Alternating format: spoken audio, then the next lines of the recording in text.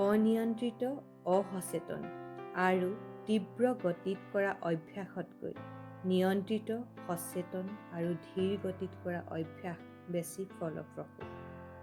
সকলোৱে কৰিব পৰা এব ৱৰ্কআউট। আমি যিকোনো ধৰণৰ ৱৰ্কআউট খুব খৰধৰকৈ আৰম্ভ কৰিব নালাগে। প্ৰাৰম্ভিক অৱস্থানটো অতি গুৰুত্বপূৰ্ণ। মেটত শুই পৰক। আঁঠু দুটা এনেদৰে কুচাই ৰাখক। হাত দুখন তলপেটৰ ওপৰত এনেদৰে ৰাখক আৰু হেঁচা দিয়ক। এইটো হৈছে নিউট্ৰেল পজিশ্যন। এতিয়া দীঘলকৈ উশাহ লওক আৰু সাজু হওক। নিশাহ এৰক। হাত দুখন মূৰৰ পাছফালে ৰাখক আৰু মূৰটো ডাঙক আৰু শৰীৰৰ ওপৰ অংশ সোঁফালে ঘূৰাওক। উশাহ লৈ পুনৰ মাজলৈ আহক। নিশাহ এৰি বাওঁফালে টুইষ্ট কৰক। এনেদৰে আপুনি 10 বাৰ কৰিব।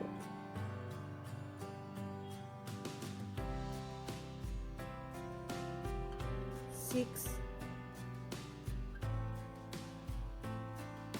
7,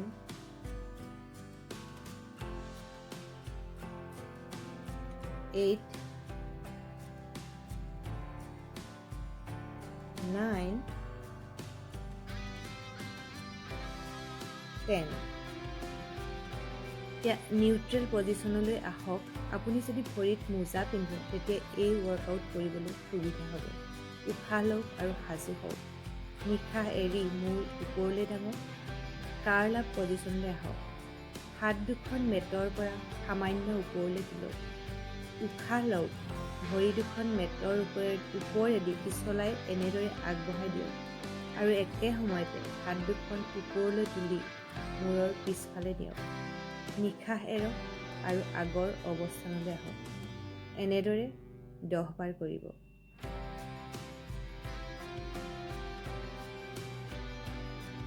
5, 6, 7,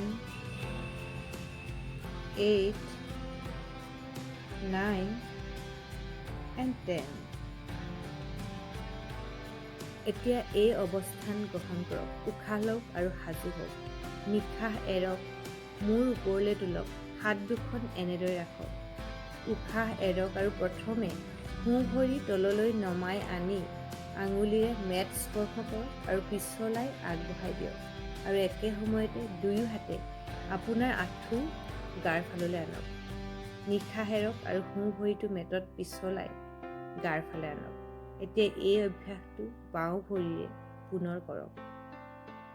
সম্পূৰ্ণ ব্যায়ামটো 10 বাৰ পুনৰাবৃত্তি কৰিব।